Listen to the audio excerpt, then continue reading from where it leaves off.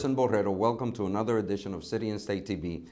We're joined today by the Comptroller of the City of New York, Scott Stringer, and we welcome you, but I'm not going to waste these 20 minutes we have with you, so I'm going to jump right into it. Okay. As a creature, if you will, in the best sense of that you can use that word, of the New York State Legislature, we know what happened there. Did anybody get rolled? Did anybody get run over? What happened up there? I know that you were there. You know how it operates. You were there when Shelley Silver was in charge. Can you make any sense? Who's in charge? The three guys in the room? Is it the governor really in charge? Or is it Flanagan, who's just the novice, the kid in the room, and then Carl Hastie, who is now a junior, I guess? What happened up there? Well, a couple of things. First of all, you're not a junior if you're speaker, right? Okay. That's the first thing. But I did spend 13 years in the Assembly.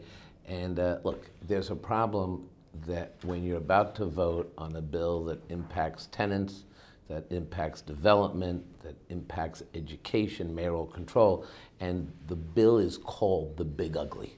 Mm-hmm. So you go from there. The fact that they call it the ugly means that there's a problem with the way business is conducted in Albany. And I do think that there needs to be more transparency, there needs to be a better way of doing business, but more importantly, New York City is so impacted by the state legislature, so impacted by what happens in Albany. We must do better in these budget negotiations, we must do better in these legislative battles, because let's face it, New York City really is the economic engine of this state, and I would argue that this city is the economic engine of this country. And we need to get our fair share of the resources we need to educate our kids, provide housing, and make sure that we can protect all New Yorkers. As you know this very well, there's a kid from Queens who's actually the governor now, who doesn't need to, this doesn't need, downstate doesn't have to be explained to him. What's happened to the governor? Is it just politics takes over this? I mean, it's huge. I mean, there's billions of dollars here. You know, now you went from the legislature, now you have this big purse of New York City. Is there something that the governor is missing, or that is he being fair to everybody, or is it too much politics going on? Look, I don't think it's about the governor. I think it's about the whole process of doing business in Albany. There's no campaign finance reform, so the lobbyists and the political donors run amok. Contribution limits. And the unions? Well, the whole package of people is just a recipe for dysfunction. Mm-hmm. When I was in Albany, I did something that was very radical. After it was known that we were the most dysfunctional legislature in the country, a Good Government Group put out a report some years back. Mm-hmm. I actually introduced a resolution supported by 18 assembly members at the time to reform how business is conducted. And what was the radical thing that we said? We should end empty seat voting. So people have to actually be in their seats when you have a debate and cast a vote. And we were able to change things, but we need to do so much more. You know, it's interesting you say that, and I'll move on to something else because you have a lot of interesting things. There's a report here that you have in terms of NYCHA, or New York City Housing Authority. But I tell you, last Wednesday and Thursday I was there as the closing session informally, and I actually saw something. Members who were actually not even paying attention, that would turn around time to vote, and they just automatically went. It's like, yes, it's changed, and they're in their seats.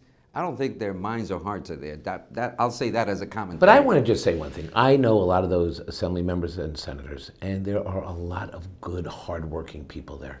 And some who just invest their lives, whether it's on their constituent services in the district office, to thinking about legislation and doing the right thing. And I just sometimes think that when you see the big ugly, when you realize just how horrible it is for tenants in New York City after what's happening up there, you tend to cast everybody in a bad light. And I just hope that sometimes we recognize some of the good ones who are really working on behalf of New Yorkers, and I just want to say that. Okay, that's great. Now, you put out this report. It's hot off the press, or press, whatever you do nowadays, well, I don't even know. But if you have the Comptroller of the City of New York with an audit on NYCHA, and the renovations that are taking too long, 7 years average is what you report here. Give us a quick rundown on what it is that you found. But I ask you also, can we really hold this administration responsible when you had 12 years of actually billions of dollars wasted, not millions, billions of dollars? And you know, it's 12 years of neglect. by Mike Bloomberg. He had at one time a deputy mayor, Dennis Walcott, who actually was in charge of NYCHA, was part of his portfolio. Can you really hold this administration accountable? So my job as controller is to hold everybody accountable. Okay. Commissioners, former mayors, present mayors. It's the job that I'm elected to do. Okay. So part of my portfolio is to audit everybody, call it as I see it. So when auditors go in to the New York City Public Housing Authority and we look for vacant apartments and we find them and then we ask why have they been vacant for 7 to 10 years, these are the questions that the people of the city expect me to ask. And these are hard-hitting audits. They're not personal. We're not trying to create a narrative for Mike Bloomberg or Bill de Blasio. We're trying to get results. And the audit that we just released, hot off the press, shows what tenants have been telling me for a very long time. There are thousands of apartments that are vacant in NYCHA when there's 270,000 people on the waiting list. 80 apartments we found have been vacant for 10 years or more. 79 have been vacant for 7 years or more. It's ridiculous at a time when you have hundreds of thousands of people on a waiting list. We have 60,000 people who are in homeless shelters, 25,000 are children. In Gerson, there's no good reason to keep a precious affordable housing unit off market for a decade. There's one apartment that's been vacant for so long. Bill Clinton was president. Nancy Kerrigan was clubbed in 1994. Think back to how long ago that is. And we have to change the way business is conducted as NYCHA. So I have conducted financial audits at NYCHA. I have conducted inventory audits at NYCHA. We now have this audit and more is coming because I've got to move this debate here because there's 400,000 people living under very tough conditions in public housing. And this used to be the best kind of housing under LaGuardia. This was the aspirational housing. And today, there are people who are living with no elevator service, with mold in apartments, repairs that have not been made. And I want to change that. And that's what these audits are about. Will the mayor receive this in the tone that you're saying? Because clearly, because you mentioned 7 years, 2 of which, well, not even a full 2 can be attributed to his administration. 5 of the 7 can go back to Miguelito Bloomberg, as I dearly refer to. So my dear friend Miguelito is, really, in my estimation, and we report on this, he was derelict in this part of it. He even brought in a guy from Wall Street to run, that, and it was a disaster. Is it fair that they're right now calling for the head? Greg Smith wrote in an exclusive about the fact that people are asking for the new chair to be ousted, and yet they're saying that it's Bill de Blasio falling. It's also the New York City Council not doing their job properly. If Scott Stringer could do something as controller, which you can't, what would you do? What would be the solution to this, since you audited? Well, I'll give you an example. So the chair, NYCHA Shola, we did a very hard-hitting audit on the fact that NYCHA was selling off their inventory, right? And they had no inventory controls. It was a big story. Greg Smith and others wrote about it extensively.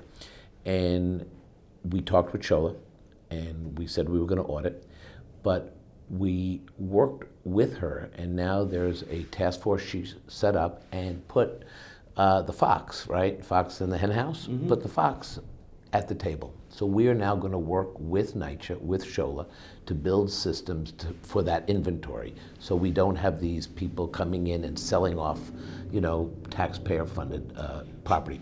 That's a victory. Second, here today, we issue this audit, but we're also going to work with NYCHA to build in systems to try to solve the problem of these vacant apartments and why there are so many apartments offline for so many years. So I'm not here just to criticize.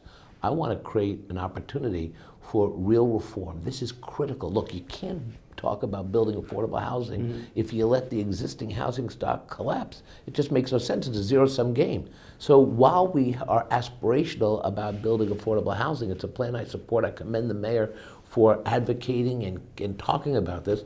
We must protect NYCHA. So do you think it's premature to even suggest that there should be a change at the head of NYCHA? I said it today when I was asked. I think that the NYCHA chair is talented, is dedicated, and we're going to work with her as long as the mayor, has confidence.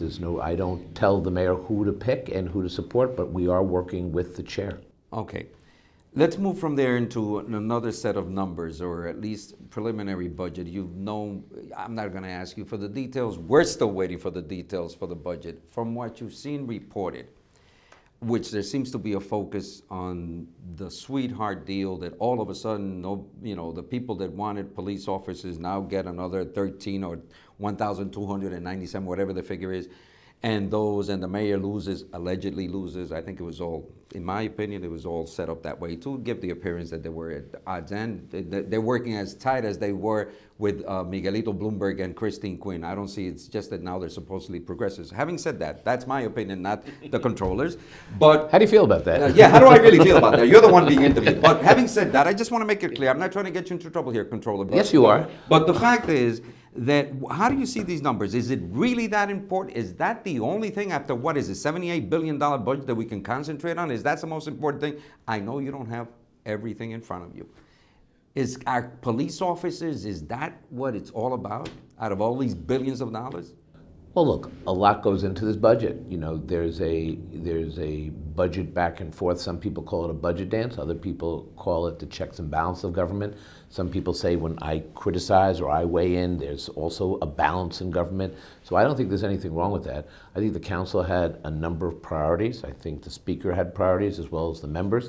And the back and forth between Commissioner Bratton and the mayor, this was the result. And this is exactly what the voters get. They get a mayor's priorities, and you get a city council priority, and that all comes together in this budget process. My job is to make sure that the budget is balanced, that we have a long view of our 4-year financial plan. I do think that the mayor has been prudent in a lot of ways in approaching the budget. We're going to obviously look at this deal, and we'll assess it in the next few weeks. But I do think this reflects the priorities and the discussion over the past few months. 1,300 cops, 800 cops, 500 cops, well, that's about law enforcement and the back and forth with the administration. I can tell you that the people I talk to around the city want to feel safe, want to feel that the city is a place that you can raise children. People have always wondered about crime. Look, I grew up in Washington Heights back in the 1970s when the A train was a rolling crime scene, graffiti, 2,000 murders a year. We saw so many of our buildings burnt out and people fleeing for anywhere but New York City. We've come a long way back, and we want to make sure that we're safe. But having said that, there's a lot of other things we have to do with a limited budget. We've got to build affordable housing. There are healthcare issues with HHC. There's a whole set of educational priorities that we've identified in my office. And I think this is part of the budget discussion that goes on. And when you finally get all the details, you'll be focusing on those things you just mentioned, not just on the 1,300 cops. Oh, well, listen, there's a broad array of issues that you have to look at. And by the way, criminal justice, yes, one factor is police. Right. Another factor is prevention. Another factor are youth jobs. Another factor is educational opportunities. Listen, every time you connect a kid to the high-tech economy, whether they're from Washington Heights, Bed-Stuy, South Bronx, or Upper East Side, those kids are going to get to college and have great opportunities. So we've got to make sure that our kids get that opportunity. And that's the challenge that we face. The one thing that the New York City Comptroller doesn't have to wait, and you certainly haven't been shy about this, Scott Stringer has gone ahead and with the billions of dollars that we have invested, millions in some cases, some companies, you've taken issue with some companies that are not really structured right. How much more of that are you going to do? Is it a focus? Do you think that it's appropriate for a person in the public sector to go into privately run companies that other controllers have invested in and say, you know what, guys, you got too many white guys here, and you should put a little. You think it's appropriate, or are you going to do more of it? Well, let me tell you why I'm doing this work. As a fiduciary of a $160 billion pension fund, it's the 4th largest in the United States. It's the 12th largest in the world. And one of the things, as a share owner on behalf of 700,000 retirees, I want to make sure that the leadership of these companies are going to be effective in the long term, that they make the right decisions. Because when I invest in a company, or our Bureau of Asset Management invests in a company, you want to make sure that company is strong. We're rooting for those companies to succeed. Study after study shows that when you have boards that are diverse, more women, more people of color, when you have boards that come from different life experience, the company does better. So that is why I've said to companies that our boardroom accountability, National Boardroom Accountability Campaign is about having the ability to run a director if we see all male, pale, and stale boards. That is not to criticize male and pale people, but it's just to recognize that we also want people of color. We want women, because that makes a company stronger. And as somebody who has ownership in that company, not myself personally, but through the pension fund, we have a right to ask these questions. In fact, I would argue it's a fiduciary responsibility, and I take it very seriously. Now, in terms of the money managers, the people we do business with, look, 97% of people who own hedge funds, right? 97% are white men.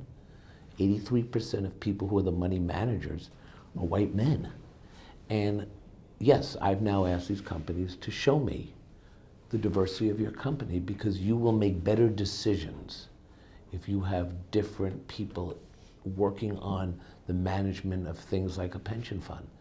And that is a factor, that will be a factor in determining who we work with, because it's not only about civil rights, it's about who are the best managers for that portfolio. Two things I want to, in the time as it escapes us, and this is very interesting listening to your reasoning in this. Puerto Rican Day Parade, I saw you having a ball there, and qué bonita bandera, and you're, so a lot of people don't know that Scott Stringer has some Puerto Rican ties in the family here. You have some, and I'm going to come to it more. You're smiling. So I'm not going to conduct the interview in Spanish, but certainly you know what a coquí is, and you know what and you know what mojito is, and you know what mofongo is, and you know the difference between mofongo So and far, mangú. so far, so good. Right. So the mangú being Dominican, mofongo being, it's still plantains, plátanos. Your background in terms of yours, you have stepbrothers who are actually Puerto Ricans. Well, I do, and you know, my mom, you know, got separated from my dad, who since passed away when we were very young, and she was fortunate to find someone who I have so much respect for, who's just the greatest gentleman ever. Her now husband, Carlos Cuevas, who served the city as a deputy borough president and as a city clerk. Right. And at one time, the city's come a long way, but at one time was one of the highest ranking Puerto Rican appointed officials. I haven't seen Carlos in a, hello, Carlos, ¿cómo está? They're going to be watching this, but they're in Puerto Rico now. Okay. And they live there. They can log on. Oh, they're going to watch this 10 times. And so, as Lillian Lopez, former, when she was in New York before going down to Atlanta, she would always call me, well, you know, you don't realize it's Scott. From the Hispanic Federation. From the Hispanic Federation, said, Scott, you realize you're step Rican. And she coined the phrase, and I am, and it's exciting. And Carlos, who I met as a teenager, my brother and I, you know, obviously I have to admit when we first met Carlos, you know, we didn't like anybody dating our mother. So of course not. Who does? But and you probably still don't. No, now we root for them every day. Believe me. So it's a great part of our life, and I have two stepbrothers. I have a nephew who's just made the 40 under 40 state list, Carlos Cuevas the fourth. So here at City and State. Here at City and State. So I'm not the only one in the family that you shout out from time to time. There you go. There you go. I go back to a more serious part of this. I know this is supposed to be, you know, background and stuff, but you did meet for the campaign for Fair Latino Representation. You had them in your office. These are people, Latinos, professionals, and activists, and I think you met with them for around 2 hours. How do you know this? A few off people, the record meeting. No, well, a few people talked to me, and I've had it for a while, so I'm going to ask you directly. Are Latinos right now being represented, Latinos in general, not Puerto Ricans alone, not Dominicans, in this administration, in the municipal government? There seems to be a lack of diversity when it comes to Latinos. We're always at the bottom of the totem pole, or the gaining access to city jobs. You met with them. I know that you had a long conversation. And so is Campaign for Latino Representation a needed entity at this point in 2015 in New York City? Yes. When we're over 32% of the population? I think so. And I think that you need people pushing, just like our boardroom accountability campaign. We need to push more women, more Latinos, more African Americans on corporate boards, but we also need to push more people in government. And you do need people like Angelo and others who Angelo Falcon. Yes, who constantly hold elected officials accountable. And that's just the way it works, and it's good. And I don't think we should shy away from it. And of course, I'm going to meet with them, and there's more that we have to do. So there's a follow-up meeting. There will be many follow-up meetings, and we have to elevate everybody. Look, this is the most diverse city in the world. I love it. 170 different languages spoken from 200 countries, and everybody wants to make it here. And that's actually turning out to be our strength. You know, I go to graduations now. You talk to kids at graduation. You get 3 minutes to inspire them, and you look out over them, and you realize they're the ones who are going to make America great because their diversity is no longer negative. It's now a strength. And I'm trying to take that diversity and make it work for our retirees, make it work for corporate America. We shouldn't be afraid of it. We should embrace it. And the more people talk about it, doesn't weaken us, it strengthens us. And if we need to appoint more people in government, then let's appoint more people in government. Let's work to make sure that young Latinos, right, are connected to government at an early age, the way I had an opportunity. Rubencito, our borough president, is a role model. We can go on and on. Senator Serrano, the up-and-coming people. We've got to make sure that we're ready for that next generation. And that's what I want to do. So my exit question is, what's the percentage of Latinos in your office and jobs that you can impact? Very strong, very strong. Women, this is one of the most diverse offices in city government. I didn't come here with our scorecard, but you will find that we are diverse, and there's more to do. And I will tell you this, we've got to do better on our women and minority-owned business spend in the city. We spend 4% on women and minority-owned businesses. That's disgraceful. We're letter grading agencies, as you know, yes, holding them accountable, giving them C's and D's, because that's the way you build neighborhoods. Let me close with this. Raise the wage to $15 an hour. Comptroller's office says you will put $10 billion into the hands of 1.5 million struggling New Yorkers. That lifts people up. And then, if you spend with MWBEs, go from 4% to 30%, well then you're also lifting up those small businesses. And if you can do that, we suddenly are a city for everybody. And that's the goal. New York City Comptroller Scott Stringer, we know that you just released this report. You have other things to do. Appreciate the time and hope to have you back, and maybe with some more substance on what the budget is. So thank you so much. Muchas gracias. Next interview will be in Spanish. Of so course, brush up, okay? I'm ready. Okay, gracias. Scott Stringer. De nada. And I'm Gerson Borrero for City and State TV.